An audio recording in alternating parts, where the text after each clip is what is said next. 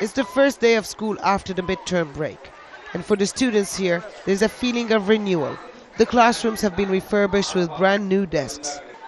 The water stopped leaking, and there are newly planted trees in the courtyard. It's all courtesy of the Freedom and Justice Party, the political wing of the Muslim Brotherhood. This is the group at its best, on the ground and close to the people. It's how the Muslim Brotherhood expanded and survived over the past 80 years to become the largest Islamic organization in the world. But since its rise to power, its reputation has somehow changed. President Morsi was first hailed for putting an end to decades of military rule. But less than 6 months later, the honeymoon was over. Protesters are back on the street, this time calling for both the fall of the elected president and an end to the Muslim Brotherhood's rule. He needs to have advisors from across the board, and he needs to prove that his decisions are his, not those of the Brotherhood or the party. The party needs to change its rhetoric and its ways so it's more acceptable to others. If they don't, they will get less votes.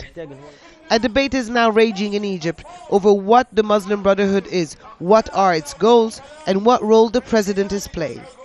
Some who were on the inside say he is just one among many decision makers within a secretive organization. This is a perfect description without exaggeration. The decisions are taken by a secret group that people don't know. Morsi's first allegiance is to his organization, which depend a lot on its branches overseas for financing and for election of the leadership here in Egypt. But the group denies any interference in state affairs for its own sake. It doesn't matter what they feel. This country chose a president. It's everyone's obligation to support him. You can disagree. It's your right. The revolution brought freedom to the people. Our disaster is that there is freedom without limits. It's this limitation of freedom that the opposition is decrying. It accuses the Brotherhood of pushing through the contested constitution as a first step towards implementing its own agenda.